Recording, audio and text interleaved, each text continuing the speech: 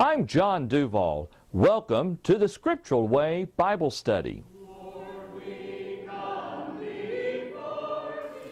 The Scriptural Way Bible Study is brought to you by the Seminole Point Church of Christ, located at 16300 North May Avenue, Oklahoma City. On behalf of the elders and members of the Seminole Point Church of Christ, I would like to thank you for your interest in spiritual matters. Now, let's take our Bibles and seek the Scriptural way.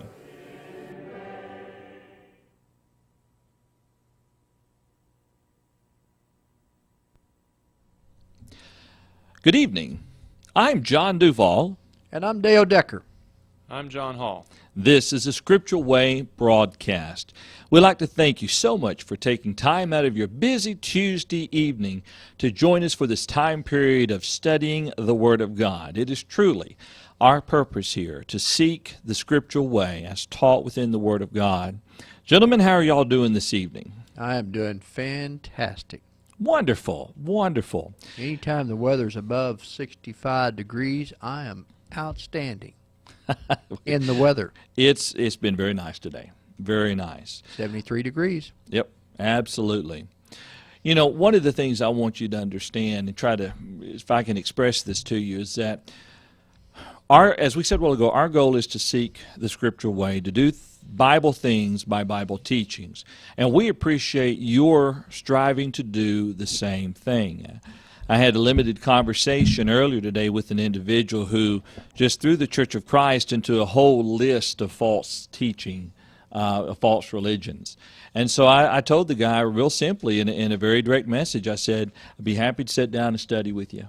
Let's open the Bible and let the light of God's Word shine on our teachings, you know, and reveal the error or the truth that is being taught.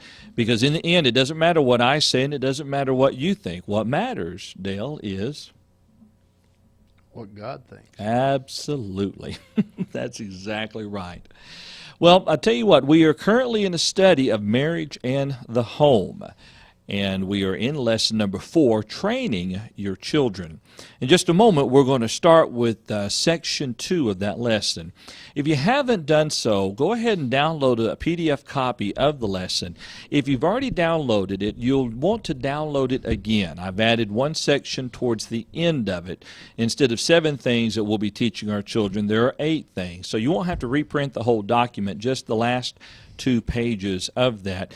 Because as I was looking over it, Dale, I was noticing some things, one thing in particular that really in our society needed to be driven home with our children. And so we're going to be looking at that later on in our study. We'd like to welcome those who are in the chat room. It's good to have you with us. We solicit your questions and your comments. If you'd like to send them to us via email, you can send them to questions@scripturalway.org or use a chat room. Just tell us your first name and where you're from, and that way we know who it is and where you are from, the ones that we were talking to tonight. Well, I tell you what, let's go ahead and jump into our study there. We are looking at what must we as parents teach our children. And Dale, I tell you, the first thing we're going to be looking at in the process of teaching our children is that we have to teach our children to avoid rebellion. We have to teach them to avoid rebelling against their parents, avoid rebelling against authority in general. Isn't that right? Well, I agree with you wholeheartedly because as children grow up, their tendency is to try to just see what their limits are. And they will rebel, but we have to train them in such a way that when we say yes, it means yes. When we say no, it means no. That's absolutely right. Because John, by the way, we were preparing you for a better look with our set. So John, you're right in line with me. So I have to lean over and look at you here. I'm afraid, John, that if we don't stop an attitude of rebellion from ever forming within the hearts of our children, that they'll grow up with the attitude that they can rebel. You know, and if they think they can rebel against parents, then they'll end up rebelling against God ultimately. You know, and that cannot be acceptable within a household. Matter of fact, I think Abraham, John, would be a good example for us to follow as fathers and as parents, don't you? I sure do. We look over in Genesis chapter 18 and verse 19, and we look at what Abraham commanded his children there. In Genesis 18 verse 19 it says, "For I have known him, in order that he may command his children and his household after him, that they keep the way of the Lord, to do righteousness and justice, that the Lord may bring to Abraham what he has spoken to him." Abraham's a great example, because this isn't some observation that man made. This is an observation that God made about Abraham, that he would command his children to walk in the way of the Lord and in the commandments there of the Lord. Dale, when we look at the writings of Solomon, Solomon gives us 4 benefits of following the commands of our parents. And what we have to remember, anytime you read Proverbs, remember that Solomon was writing these Proverbs to his sons. And it's very important to understand, especially as you look at especially when we get on into chapter 7, and we'll talk about that later in this particular study. But Dale, would you read for us Proverbs 6, verses 20 through 24? And let's consider some of these things. Solomon, the proverb writer, says, "My son, keep your father's command, and do not forsake the law of your mother. Bind them continually upon your heart. Tie them around your neck. When you roam, they will lead you. When you sleep, they will keep you. And when you awake, they will speak with you.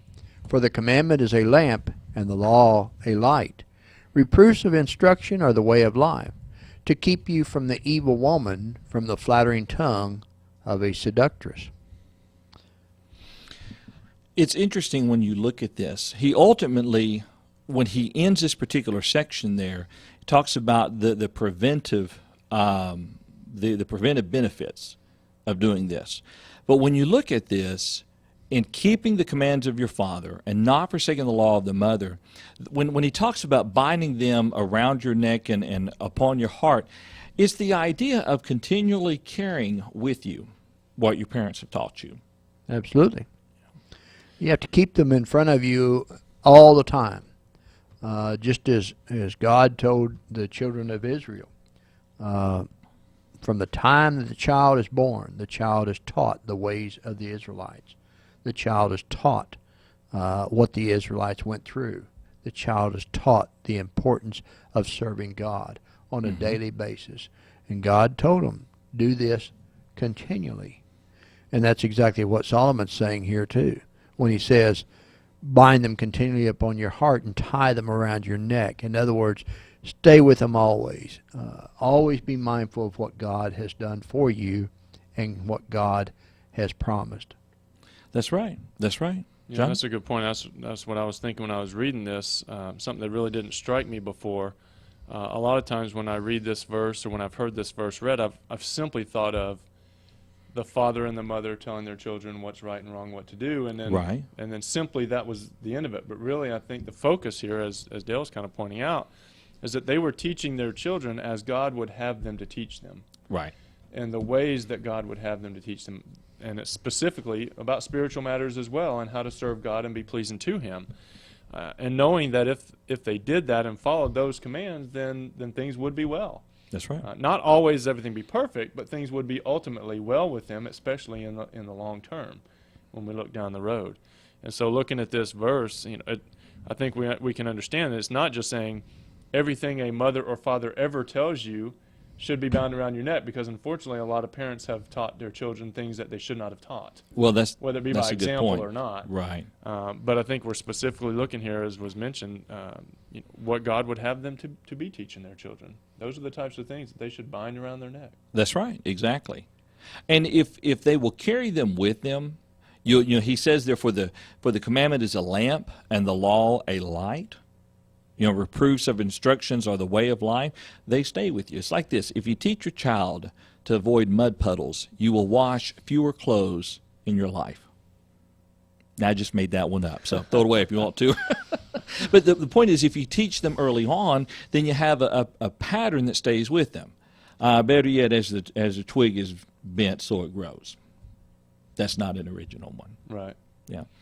A couple of thoughts in the chat room. Greg pointed out that this is a great challenge for many parents because they themselves have not learned to be submissive to authority, specifically learning to be submissive to God's leadership. And of course, Outstanding. it's nearly impossible to try to teach a child how to be submissive to authority, especially as we're talking about here, Right. in relationship to what God would have you teach your children if you're not submissive. Yeah. That's an excellent point. And Paul pointed out that we see what a great leader he was when he went to offer Isaac. Isaac went without argument. He trusted and respected his father. It is evident Abraham had earned that respect. That's right. That's exactly right. For God to observe that about him, it shows that he had earned that respect from God. That's exactly right. Let's see. And a couple other things. Rhonda had pointed out, training is not a do it today and not tomorrow process. It's a daily, hour by hour, and minute by minute process. It's not just something you do every once in a while. Right. It's not just something you do when it's convenient and when it's easy, when the children are already doing pretty good, but when the challenges are there as well. That's right. You continue to do that. That's excellent points with that. Excellent points. Well, you think about this. How does a child learn what their limits are? How do they learn what the boundaries are if they don't try rebellion a little bit? Right. It's up to the parent, though, how they handle that rebellion. Mm-hmm. Children need to know their limits, and they desire to know their limits. And so they will push the envelope as much as they can so they find out exactly what rules they must live by. And it's the rules that parents teach and everything that makes the child grow up to be a good citizen in the world as well as a good Christian. Well, let's talk about that part of the training. Whenever we talk about, discipline, there are two types of discipline. One is instructive and the other is corrective. So instructive discipline would be when you tell your children, you give them fair warning, don't do A, B, C, or D. Here's what you're supposed to do, here's what you're not to do. But the corrective discipline comes into play when they disobey the instructions, and you do what you have to do to bring them to the understanding that there's consequences for their disobedience. It's not enough simply to say, okay, now I've told you what not to do, go live your life. But as parents, we have to enforce that upon them. And Solomon talks about this in 4 different passages within the book of Proverbs that we're going to note here. Let's start in Proverbs chapter 13, verse 24. Solomon says, "He who spares his rod hates his son, but he who loves him disciplines him promptly." I don't know how many people I've heard say, well, the Bible says, spare the rod, spoil the child. And the reality is, it says if you spare the rod, you hate the child. Then in reality, we are supposed to be disciplining our children promptly, right away. Mm-hmm. Right? It's sometimes I guess it's the easy thing to not discipline because it is hard. Yeah. And children don't understand that. I think sometimes they think that the parents enjoy it. And maybe there are some parents out there that do. I'm not sure. Well, I'm sure there are. Sadly, you're right. Yeah.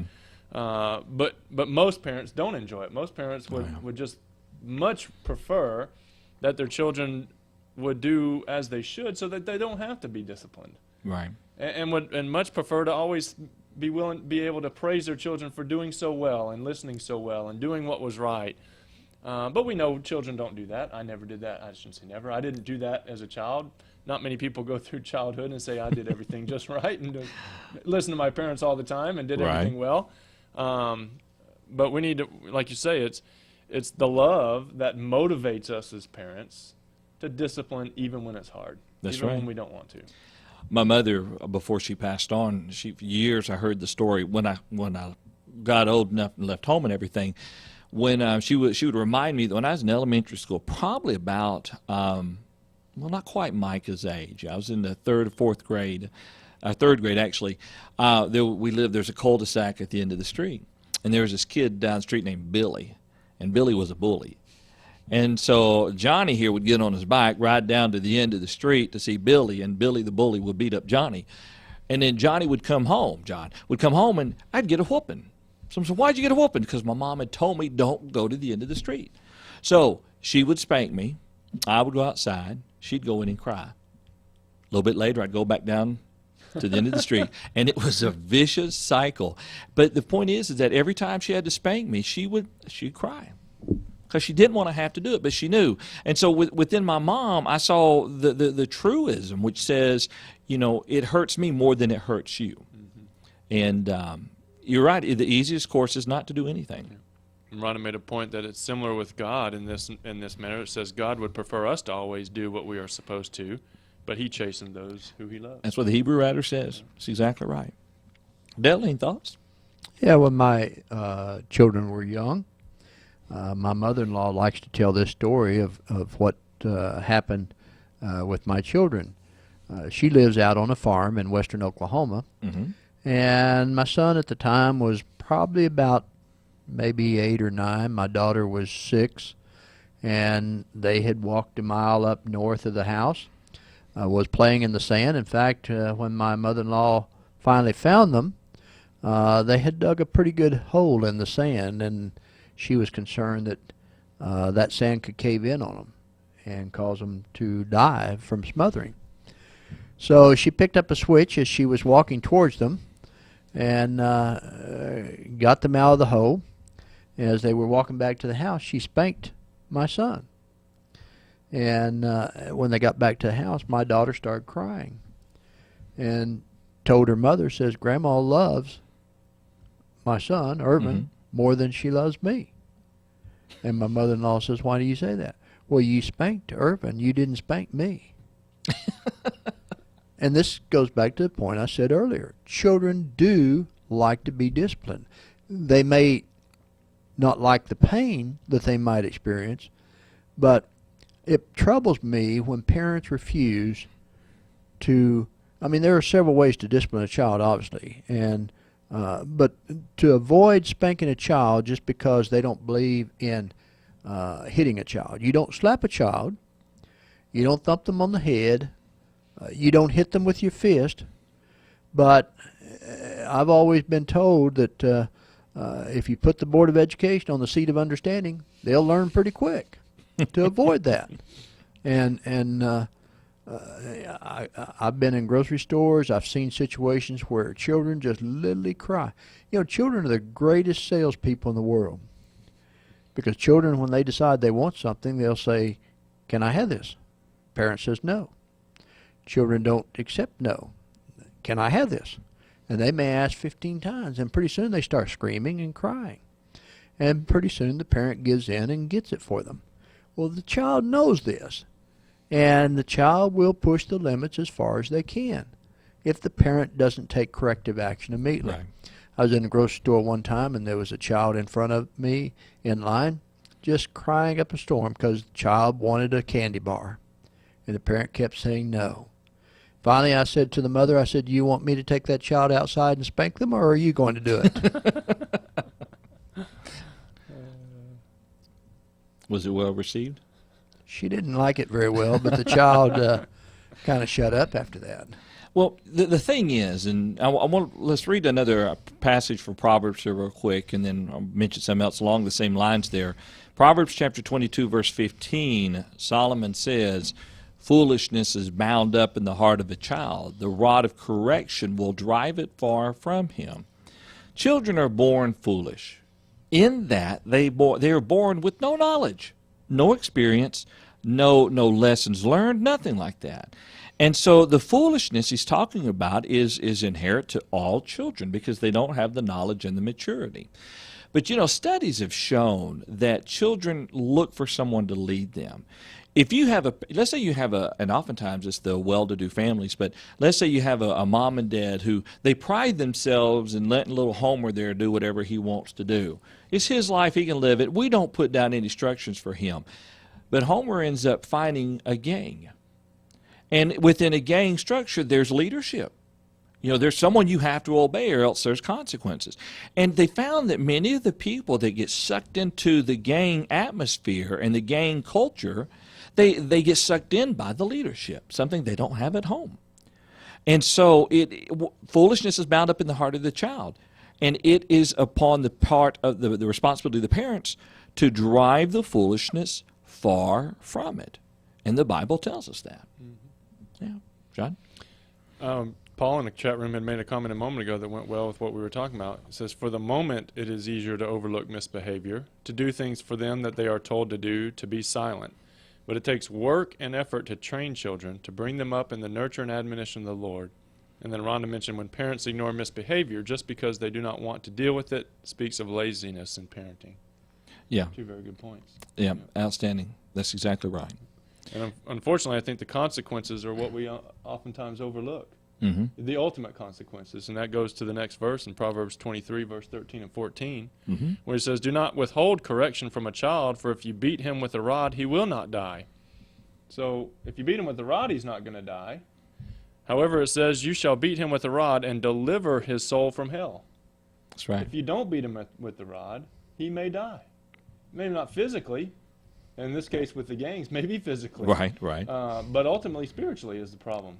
Right. And it's not the idea of beating just to beat. It's discipline, you know. And apparently Solomon, it was a form of punishment back then to use a rod. Now, I don't know how thick, but it wasn't the case where you're doing it to kill the kid. You're doing it to enforce the discipline so they learn. And he says if you beat him, he won't die, you know. But the greater good is that you're protecting his soul from hell. I think you're right about that. Absolutely. And like you say, it's the first part there is the correction. Do not withhold correction from a child. The Yeah. correction is in the same context there with the rod. And so it's not the rod of anger. Right. It's not the rod of necessarily you disobeyed me and so therefore I'm angry. But it's the rod of you disobeyed me and unfortunately there has to be consequences so that you can learn. Exactly. I don't want to do this, but I must do this by God's command. Exactly. One more verse, Proverbs 29:15. Dale, would you like to read that one for us? The proverb writer says, "The rod and rebuke give wisdom, but a child left to himself brings shame to his mother." Yeah. With that said, I would say something like this, that discipline should be swift, and it should be commensurate with the crime, if you will. Okay. Excuse me. The one thing I see sometimes happening is the father goes off to work and the mother's taking care of the children. She gets tired of arguing with the children, fighting with them and telling them no and telling them what to do and stuff like that. And the children get out of hand. She'll say something like, "Wait till your daddy gets home." That only happened once in my family, and when it happened, I said, "What did my motherless children do this time?" Because it's important that the mother realizes that if the child is acting up in front of the mother does the discipline. If it's acting up in front of the father does the discipline. And they do it in a timely manner. Now, that doesn't mean we have to embarrass our children in public. We don't have to embarrass our children in front of their friends, unless the children commits the offense in front of the friends and everything. Then, in essence, you're training up those children as well. I've oftentimes told people who have been babysitting my children when they were young that if they get out of hand, I expect you to spank them. And because I want them corrected at the time they commit the offense, not later. I don't want to hear about it later. I want them corrected right then and there. And they need to know to respect other adults as well as respect their mother and father. And I think That's the right. proverb writer made that very clear here. When he talks about beating a child with a rod, he's not talking about taking an electric cord, extension cord, or taking a 2x4 or something like that. But he's talking about a good old-fashioned spanking. Yeah. On the seat of understanding. That's exactly right. John, any thoughts before we go into our break? Yeah, real quick, Greg had pointed out in the chat room, when parents fail to properly train and discipline their children, they make a situation where the children are never capable of self-discipline. This is a very good point. Right. And he continues there, he says, and therefore the parents are never finished with dealing with unruly offspring. And grand offspring. Yeah. That goes right along with what we just read in Proverbs, how the rod and the rebuke give wisdom, but a child left to himself brings shame. Right. That's a very, very good point there. All righty, well, we've reached the time for our first break, so we're going to go ahead and take it. And on the other side of the break, we may have a few more comments in the chat room we'll bring up, but then we're going to step into number 2 of what we need to be teaching our children, and that is we're going to be looking at the dangers of selfishness. The dangers of selfishness. So on the other side of the break, we will examine those things. Stay tuned. We will be right back. Hello, I'm Ron Witt, one of the elders of the Seminole Point Church of Christ. On behalf of the elders and members of the Seminole Point Church of Christ, I would like to invite you to be our guest at any of our worship services and Bible classes. The meeting place of the Seminole Point Church of Christ is located at 16300 North May Avenue, Oklahoma City, Oklahoma, zip code 73013. The Seminole Point Church of Christ meets Sunday mornings at 9:30 for Bible classes, 10:30 for worship service, and 5 p.m. for our afternoon worship service. We also have Bible classes on Wednesdays at 7 p.m. In addition to our regularly scheduled Bible classes and worship services, we also have a Bible class on Tuesday morning at 10, this live netcast at 7:30 p.m., and a ladies' Bible class which meets once a month. Whether you live in Oklahoma City area or you are traveling through Oklahoma City, we would love to have you come and be our guest. We have Bible classes for all ages. Now, let us return to our study. You know, there's a good point that was kind of brought up in our during the break discussion there. One of the things that we need to make sure that we stress, the proverb writer uses a reference to a rod. And I think a parent must give a lot of thought as to what form of discipline they're going to use. And it must be said, and I'm not trying to weasel out of anything, but each child is a little bit different as to what it takes to get the point across to the child. I've seen some children that you could, matter of fact, Travis, your lovely bride was kind of this way. I've seen some children that you could spank and spank and spank, and they almost didn't seem to faze them. You just wouldn't faze them at all.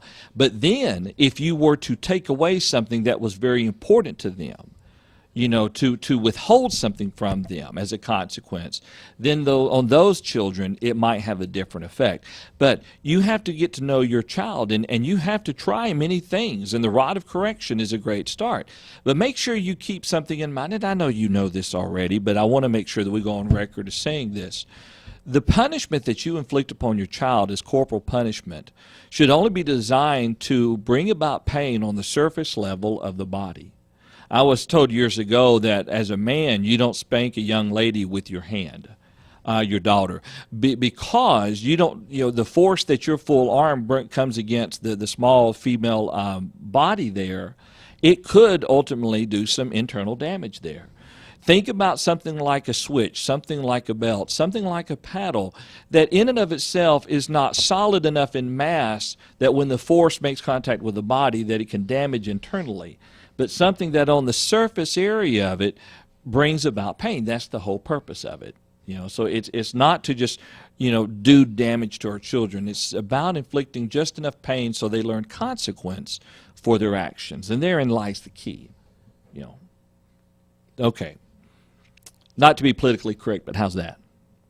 Well, I think that's all right, John. I think a couple other things to keep in mind is oftentimes our way of punishment is to send a child to their room. And sometimes, once in a great while, we'll tell them, go to your room without supper or something. Ironically, though, that's not really punishment. Because in today's environment, in the child's room, they have a television, they have a cell phone, they have computer games, they have a computer, and they can go entertain themselves all they want in their room. It's got to hurt, whatever it is. Exactly right. You've got to make sure that, as you say, take something away from them. And a spanking will certainly take something away from them. You talk about, and sometimes, and my daughter will tell you this, 1 week before her 18th birthday, I gave her her last spanking. And some people think, well, you're pretty cruel about that. But I asked her to do something, and she snapped at me hatefully, no. And so I spanked her, and with my hand, because I wasn't going to use a board or anything on an 18-year-old. But big old tears came down her cheek, and she said, it's just not fair. And I said, what's not fair? She said, well, I don't smoke, I don't curse, I don't do drugs, and I'm not into sex like some of my classmates. I ought to be able to sass you. And I said, no, you can't even do that. We got to draw the line somewhere. All righty. Well, now we've kind of got that discussed there, and I want to make sure people understand, where we're coming from, and I know you do. I know you do. But it's using intelligence, even when you're angry, to discipline your child in the form and manner that best yields the betterment of the child. John, any thoughts before we move on to the next section there? No. All righty. I was working on something there, and I think it's working. Okay. Yeah, it should be. I know I've been following the chat room there a little bit, so we should be in good shape. Well, let's go on to the second thing now that parents must teach their children, and that is to avoid selfishness. Let's say that again, to avoid selfishness. According to the book of James, the attitude of selfishness, self-seeking, according to the King James translation, is not from heaven, but from the earth. James even uses the term saying it is sensual and demonic. So let's kind of examine that there for a moment, Dell, if you would. James 3, verses 13 through 17. James says, "Who is wise and understanding among you? Let him show by good conduct that his works are done in the meekness of wisdom. But if you have bitter envy and self-seeking in your hearts, do not boast and lie against the truth. This wisdom does not descend from above, but is earthly, sensual, demonic. For where envy and self-seeking exist, confusion and every evil thing are there. But the wisdom that is from above is first pure, then peaceable, gentle, willing to yield, full of mercy and good fruits, without partiality and without hypocrisy." Now, take notice for a moment of the contrast between, he says, bitter envy and self-seeking, and then the wisdom that is, quote, willing to yield. Now, selfishness fundamentally will keep a person from serving God. You just need to understand that. If a person is selfish, fundamentally they're not going to serve God. But it's going to affect their behavior towards other people, even towards their future spouses, towards their future children, towards their employer, just anyone. An individual who is selfish, someone who, let me say this, selfishness also provokes envy. You think about it. Envy is kind of ignited there by selfishness, because you see something that someone has that you don't have, and you're thinking only about the fact you don't have it, therefore you want it. Well, many times children are raised by parents in such a manner where they think the universe revolves around them. One time people thought the universe revolved around the earth. The earth was the center of the universe. Well, I'm afraid some children are treated by their parents in such a way to lead the kids to think that they are the center of the universe. And that being the case, it yields a selfish attitude. What you think? I agree with you. John, any thoughts? Well, I believe that's true, and that in today's age, it's more of a struggle, I think, sometimes than at times past, when it seems like we become more and more well off as the generations progress. Right. Well off, relatively speaking. We may not be able to look at the amount of money we make percentage-wise and say that we make more than our parents or our grandparents, but in a society we seem to be so much better off, and so therefore as parents we seem to have more to give. True. And I think sometimes we just forget to control that. We forget, you know what, I don't need to give everything. It's okay if they don't have this. It's not really something they need. Yeah. It's something they want, and it might be beneficial to hold back for a little while, just so they know that some things you have to wait for. Or some things you have to provide for yourself. That's right. You have to work towards. Right.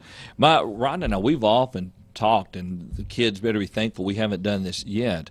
But I've often thought, if you want to make that one time a year, whether it be a birthday or some holiday where you give them gifts special, you don't buy them anything throughout the course of the year. If they want anything, make them earn it, make them to work in order to buy it. That's not always an easy thing to do, but it's something that would teach them value, and it's not just, another day a year I get to get stuff. And I agree. We live in ages. I don't know what I'm trying to say. My son plays with toys that I never would have dreamed of playing with. they use terminology they hear on television that when you and I are that age, they weren't really and I'm talking about bad stuff. I'm talking about good educational stuff. They're just learning so much more. So much is available to them that we have to make certain that we don't feel almost like, well, they're entitled to this, so I need to make sure they have it all. There are sometimes we have to tell our children no and be willing to tell them no. And we have to tell them no for their own good. Mm-hmm. For their own good. Yep. Micah pointed out in the chat room, he says, me is what most kids say, usually greedy ones. Yeah. And then I'm thinking what he's saying here in the next one is, he says, mine. Those words are all I ever hear from other people. I'm guessing what he's saying is that he hears that a lot from his friends and those that he's at school with. Yeah, I would think so. And, hey, they're learning it from their parents. Yeah. Many parents are that way. Paul mentioned in the chat room, children won't remember all the toys. They will remember time, training, and values. That shapes them. Yeah. That's a very very good observation. It's true. I still remember the first bike that I bought. Really? Yeah. $25. I went and robbed the piggy bank. I asked Mom first if it was okay if I spent my $25 on it, but she said okay, so I bought it, and I rode that thing till the wheels fell off. And I probably can't say that about most bikes they bought me. Well, when I not try to deviate too far, but along that same lines, when I was in band, my band director, a couple of them, would make observations like this. The kids whose parents went out and bought them a real nice instrument would not care for that instrument as good as the kid that earned the money and bought it himself. The child that earned the money and bought that Bach trumpet for himself would take far better care of it than the kid whose parents bought it for him. And that was from their years of experience in dealing with children and watching the way they deal with things. It's a lesson for kids to learn to work for something. They take better care of it, and it has greater value to them. And you think about it, the Lord has told us no in so many areas. We should be willing to tell our children no when it's just. And sometimes the child may say, "Well, you're just saying no because you can." Well, that's right. Doing it for your own good. But anyway, parents must be willing to tell their kids no. Even when there's tears and waterworks flowing, you got to do it. Otherwise, you're going to set a precedent for them that when they're 17, 18, and 19, it'll break your bank trying to deal with them. So just further thought there on that. And as we mentioned a while ago, it'll affect the way they deal with other people. It'll affect their future marriage, their relationship with their future children, and fundamentally, selfishness, as we said a while ago, will keep them from serving God. Any other thoughts about that, gentlemen? Well, I have so many thoughts about what was just said that it's unbelievable. Okay. Go ahead. Well, everything you've said is true. The problem with today's society is we give our children everything under the sun. When they graduate from high school, we buy them a new car. When they go off to college, we pay full funding of their college if they don't have any scholarships. In fact, we don't do a lot today to really encourage our kids to work for scholarships. When they go to college, we'll buy them a brand new car. Everything is given to our children. And, my son, and I don't claim to be a perfect father. There are a lot of things I could have done differently and better. I do know that the greatest gift that we can give our children, instead of giving them a computer game or something, is give them our time. That's all they want, is our time. And they will respect you more for it, and they'll grow up to be better adults for it as well. I started when I was 8 years old selling Henry Field seeds to make a little money. I mowed grass in the summertime to make a little money. And my dad had to work 2 jobs. He didn't have a lot of money. So you talked about gifts. We got 1 gift a year, and that was at Christmas time. And we got 1 special gift. One year I remember getting a 10-speed racing bike. I thought that was great. Mm-hmm. Rode that throughout the whole year. I was satisfied with that. One year I got an electric train. That's what I wanted. And when I got in high school, I wanted a 20-gauge pump shotgun. My dad wasn't going to buy that for me. I was going to have to earn the money to buy it myself. And when I went to the store and I saw the price of these things, I was going to settle for a 410-gauge shotgun. And my dad pulled me off to the side and he said, "Son," he said, "if you buy that 410, you'll never be happy with it." He said, "It's going to take a little more work for you to get that 20-gauge, but they're willing to sell it to you here and you can make payments." And that was a lesson I will never forget, that my dad said, if something is worth having, it's worth working for. That's a good point. Very, very good story. John, any thoughts? Paul had said something a moment ago, and that I wanted to bring out. He said if they see and hear the parents talking about new cars, bigger houses, more gadgets, instead of Scripture, church, family, then they learn. That's right. Yeah. And Micah put something in there that I think went along with that when he talked about saying things, about the church and wanting to go to church, and those types of comments will have an effect on the children as well. They will also be wondering, when maybe we say we can't go to church, they might say, "But I want to go." Right. Have the opposite attitude. That's a good point. I mean, the danger about raising your children in such a way to where they want to go to services is if you ever get to the point where you'd rather not go, they're going to say, "Why not? Why not?" And that's a good thing, bear in mind. They're going to hold your feet to the fire when it comes to that. And so that's a very, very good point. Well, let's go ahead and take our last break for the evening. And on the other side of the break, we're going to look at the third thing that we need to be teaching our children. And this, although I think that societally speaking, we have made progress, I still think that this is a big problem, not just racially, but economically, culturally. And that is, we need to be teaching our children to avoid hatred and bigotry. So on the other side of the break, we're going to look at that for a few minutes. Stay tuned, and we will be right back. Hello there. I am John Duval.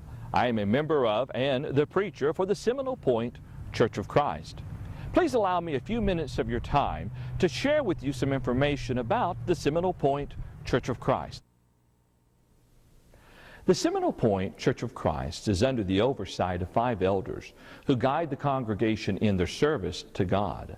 These elders lead a very faithful group of people who love God and follow His Word. The elders of the Seminole Point Church of Christ have 6 deacons who tend to the cares and concerns not directly related to Bible teaching.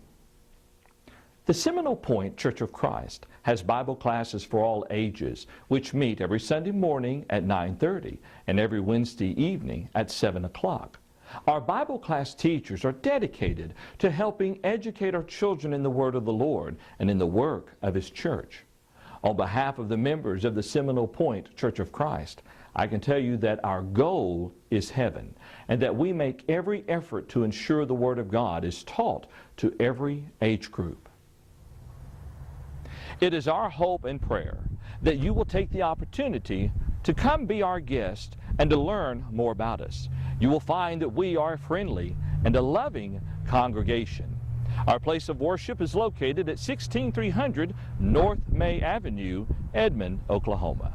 Now, let us return to our study of the Scriptural way. Let's give consideration now to something that is just, to me, it has been a problem not just in our country, but ever since the first century. When you think about the Pharisees and the Jews and their attitudes towards the Samaritans. I knew a gospel preacher one time who he was a much older man, and he had essentially retired. And one time in a Bible class, I was talking about people being prejudiced against those of other races and so forth. He says, I'm not prejudiced. Prejudice means to prejudge. He says, I know they're that way. And here I am, I'm about 20 years old, and here's this preacher in his 80s, probably pushing 90, making this comment. And it floors me to hear someone say that. But there are people out there, just like many of the Jews, and the Samaritans were just as guilty. Let's not take them off the hook. They were just as guilty of looking at another race of people and saying, well, you've got your problems. You're not as good as we are. You don't need to belong with us. Or, well, if you don't want us with you, then we don't want you around us. And racism works in multiple directions. Our country is well known for its racial division of whites against blacks. But I tell you what, I knew a lady one time. She was African American, sweet lady. But boy, she was against interracial marriages. Just as strongly as a white uncle would be. Just As a what? A white uncle. That's kind of a racist term, isn't Let it? me tell you what I'm sorry. I don't think too well on my feet sometimes. I knew a couple. The husband was African American and the lady was Caucasian. And she was telling me that she had an uncle that was a very religious man, or claimed to be, but he was opposed to the marriage. So opposed to it. That's the white uncle. Well, the principal at the school they went to, one time I had a conversation with him, the principal was African American, and she was just as opposed to the interracial marriage, And so and I'm not talking about their reasons. If their reasons might, in their own mind, not be racial, but the point is, it works on all different colors. It doesn't matter who you are. You can be bigot. You can be a bigot if you would. You can exercise bigotry and hatred. Hatred just it knows no color lines, boundaries whatsoever. And I think that's, as you're saying, that's where the importance comes to teaching. As you look at families, especially those who have a history of bigotry or racism or anything along those lines, you often see the children the same way as the parents. Yeah. Very often. Not always, Yeah. but very often they have that just as strong, because they were basically taught that from very young. Their foolish From a young mind was age. shaped in that pattern. Yep. You're right. You're absolutely right. Well, let's first talk about hatred, and we're just going to lay out on the table what Jesus said about hating your enemy. So, John, if you would you want to read for us in Matthew 5:43 through 48? Sure. It says here, "You have heard that it was said, 'You shall love your neighbor and hate your enemy.' But I say to you, love your enemies, bless those who curse you, do good to those who hate you, and pray for those who spitefully use you and persecute you, that you may be sons of your Father in heaven. For he makes his sun rise on the evil and on the good, and sends rain on the just and on the unjust. For if you love those who love you, what reward have you? Do not even the tax collectors do the same? And if you greet your brethren only, what do you do more than others? Do not even the tax collectors do so?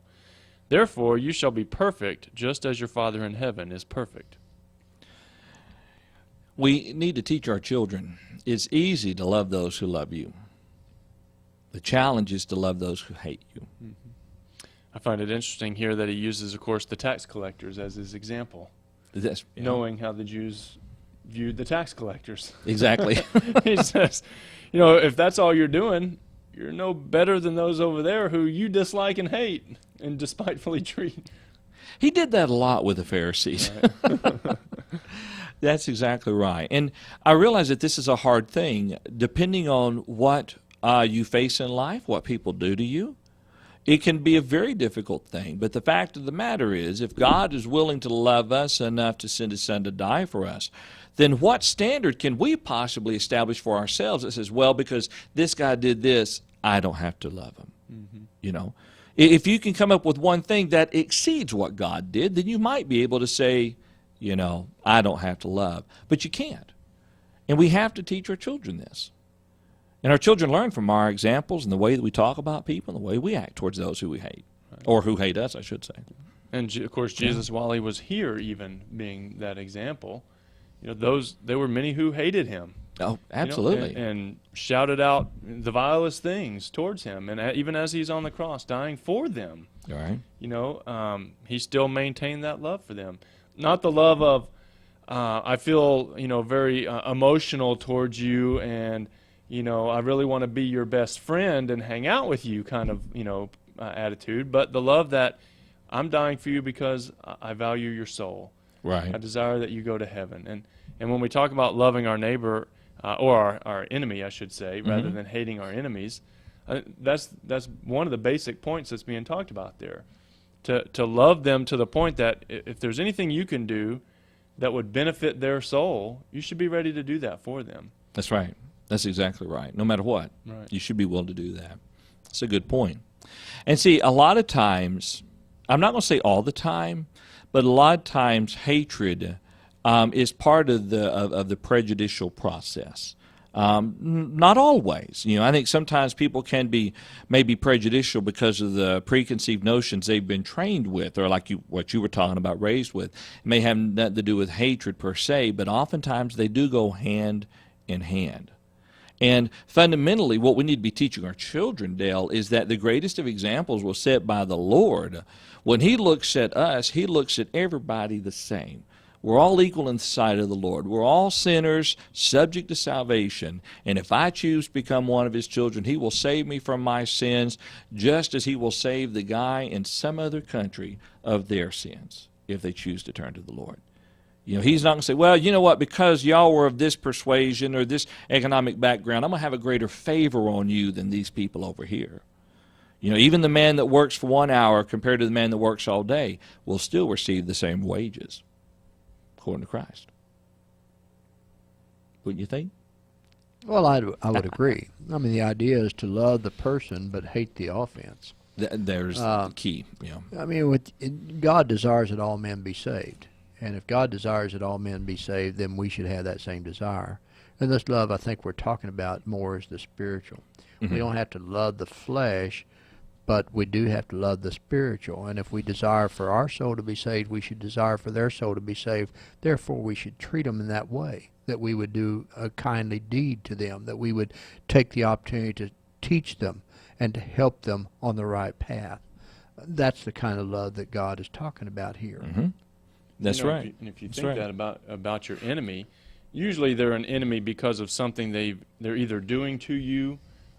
Usually that will be why you consider them an enemy. They're treating you badly or whatever the case is.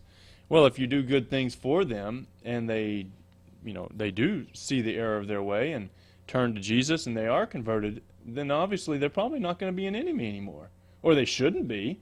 Because they'll now be a brother in Christ, and they're most likely, if they truly are a brother in Christ, they're going to change. That's and now instead of being and doing things to you that would be harmful or hurtful, as they may have been doing, they're going to come to you and ask for forgiveness. That's a good point. That is part of the heaping coals of fire on their head from Romans 12:9 through 21. Mm-hmm. Yeah, it's a very good point. Well, let's look at Peter for just a second. The words of Peter in Acts chapter 10, 34 through 35 there. Peter says, and this has to do with conversion of Cornelius and his household, he says, "In truth, I perceive that God shows no partiality, but in every nation whoever fears Him and works righteousness is accepted by Him." So whoever chooses to follow God, God will accept, as long as they meet the condition of faithful obedience unto God. Now, if we treat people differently, keep this in mind, despising them because of some difference, then we're guilty of sin. Consider, Adele, if you would read for us from James 2, verses 1 through 4. And this was a problem within the church there. Well, that's exactly right, and I'll read that. But as you say, if we treat people differently, we should expect God to treat us differently as well. And James chapter 2, verses 1 through 4 says, "My brethren, do not hold the faith of our Lord Jesus Christ, the Lord of glory, with partiality. For if there should come into your assembly a man with gold rings and fine apparel, and there should also come in a poor man in filthy clothes, and you pay attention to the one wearing the fine clothes, and say to him, You sit here in a good place, and say to the poor man, You stand there, or sit here at my footstool, have you not shown partiality among yourselves and become judges with evil thoughts?"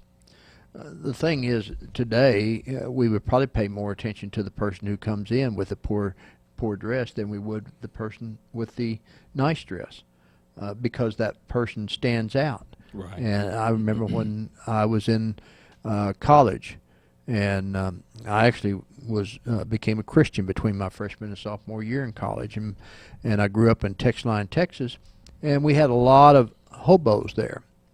My grandmother would never turn down a hobo if they came to the door and they asked for something to eat. Most generally, they would say, I'll be willing to mow the grass or something for a sandwich. And as long as she prepared that sandwich, they would mow the grass. As soon as she finished with the sandwich and gave it to them, they were through. They were gone. But she never turned down a hobo. She never looked at them differently. And I remember one Sunday service that I was sitting there in the assembly, and two hobos came into that assembly about halfway through the sermon. One of them sat on the back. One of them walked all the way to the front pew and sat down. And I watched the members of that congregation, and they all paid attention to that one person because obviously he was not dressed very well. And after a little bit, he raised his hand. He said, could I ask a question? The preacher says, that's what we're here for. He says, I'm afraid of dying. The preacher says, you need to get over that, and went on preaching. Well, the man got up and he left, and a couple of the elders went out with the man, and they talked to him for about a half hour. The congregation, though, felt tremendously different about that individual just because he was dressed the way he was. Yeah. And yet God expects us to treat those individuals. I don't care what color of skin you have. I don't care what dress you have. If I cut you, your blood is going to be red just like my blood is red. There's no difference in it, no distinction between my blood and your blood. And God has made it that way, and God has made no distinction between our souls. And so he expects us to treat each other with the same kind of respect. Treat each other the way we would want to be treated. That's exactly right. That's a good point. For those of our younger generational listeners, hobos reference people who were homeless back then. Well, if you want to say that. Well, I could just see my kids saying, that's a hobo. They were people who rode the trains. Yeah, that's a good point. People who rode the trains. But Dale, your and point chose is not true. to live It's in a exactly home. the point. Yeah, it's a very good point there. John. Alan pointed out in the chat room that this just shows that God's judgment is always higher than man's. You know, we read in the Bible that God's ways are not man's ways, and man's ways are not God's ways. That's and right. we need to realize that and bend to God's ways. Realize that he's the one that is the truly all-knowing and all-wise God and not us. That's right. Sometimes I think we give ourselves a little too much credit for what we think we know, and what, you know, sometimes where we make decisions to act a certain way or to do a certain thing, when it affects other people, we're not thinking about it like God would have us to think about it. Well, you know, Peter tells us to be, quoting from a passage, he says, "Be ye holy, for I am holy." Well, if Peter tells us, an inspired writer, to be like God in holiness, then you're absolutely right. The ways of God we can take upon ourselves. We can be like God in behavior, in love, and in compassion, and so forth. Yeah. And Rhonda pointed out, kind of tying this into our last point, where we talked about hating the children. You know, when we spare the rod, we hate the child. Now, this was more bigotry than hate, but we had a section in here that we were talking specifically about hate. And so, obviously, we need to continue in this thought. We were teaching our children that we should not hate our children as well. That's an excellent thought. Yep. Excellent thought there. And, you know, even within that thought, it's, you know, you may not be thinking in your heart, well, I'm not going to spank them because I hate them. But ultimately, if you don't render what they need, what other conclusion is there? Right. You know, what other conclusion should God draw? And is this I didn't look up this word here, but that seems like this would be more the definition of hate as the love less type of hate, not necessarily truly hate. I'm not spanking my child because I really do hate them, but it's you don't love them as you should. You don't love them as God would have you to love them. Yeah, you know, that's an interesting thought. I know that oftentimes when people want to talk about Jesus' instructions to we are to love God and hate our father and mother, it's the idea of loving them less. But I heard a preacher one time basically say, no, it's not truly a love less. It is you've got one and the other. Mm-hmm. All right? It's not that you love God more than you love your parents. When given the choice, you love God and you hate everything else. Mm-hmm. You know, not despising, you know, all right? But the attitude that there's no room in your heart to love multiples in the context here. So think about the well-being of our children. You know, there's only room for a love that tenders to the child what the child needs, or you don't. Right. And if you don't, then you cannot say, well, I don't love my child as much. The only other choice is, well, then you hate your child. Yeah, I think in that case, it's. I'd have to look at the Hebrew word there, but so I don't know exactly without really looking it up. But yeah. Oh, you know, kind of what you're saying. I'm not sure if this goes along with it, but when you compare the two, and you say this is the example of love, and then you look at the opposite example and you say compared to that, yeah, you hate your child. Yeah. exactly. And yeah. same thing with God and with your father and mother. When you compare the way you love God with the way your feelings are for your father and mother, it's as if you hate your father and mother. Just the love is so Yeah. much greater and so much, like you said, it's Yeah. a comparison. There's no gray area. It's Right. black or white, it's the type. Yeah. A lot of interesting thoughts on that, of course, and I think those are some good points there being brought up. All right, let's see. Any other thoughts? I'm looking at our time and realizing we're pushing short to the end of our hour. I tell you what, let's do, because we're actually at the end of our time period. So what we'll do is we need to go ahead and pause the study for tonight. What we'll do, gentlemen, is we'll start with number 4, under what we're to be teaching our children. And next week, when we continue this study, we're going to to start with teaching our children to avoid ignorance. We're also going to talk about worldliness. We're going to talk about indifference. And we're even going to talk about sexual immorality. That's the new section in the lesson. So if you haven't downloaded the newest version of the lesson, please do so tonight and print out the last 2 pages. That will contain the new section. I got started thinking about this earlier today, and it's kind of a crime for it not to be in this type of lesson with how prevalent it is in our world today. So we'll look at those things next week as we continue our discussion of training your children. Gentlemen, any other thoughts? Dale? No, John, as you know, I will not be here next Tuesday night, so I'm sure you will have a excellent study as we've been doing. I do want to thank our audience because I appreciate so much the comments in the chat room. They are most beneficial and they add so much to our material that we're looking at.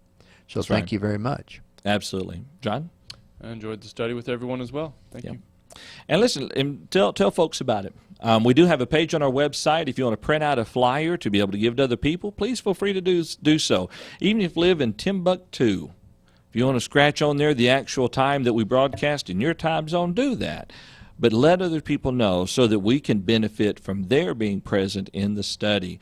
We'd love to hear from you. If you live in the Oklahoma City area, we would desire for you to come and be our guest at any of our worship services and Bible classes. If you'll click on the link at the top of the page, it'll take you to SeminolePoint.org, and that will contain, therein you will find information about where we meet, what times we meet, the various classes that we offer. You can also write to us, send them to questions@scripturalway.org. And if at any point, if we say anything or hear anything that you don't think is according to the scriptural way, then let us know. Let us know. Give us the book, chapter, and verse so that we can sit down and see what it is that you see. And if we find ourselves being in error based on what the Bible teaches, then we'll change. But remember, we don't seek to follow man, and neither should you. We seek to only follow God. So keep doing this. Keep doing that as you go through the week of training your children and leading your lives down this road of life. Continue to seek the Lord in His way, because therein will be the only way that you will find eternity with God in heaven. Thank you so much for your kind attention, and we'll see you back here again next Tuesday night at 7:30 p.m. at scripturalway.org. Have a wonderful week.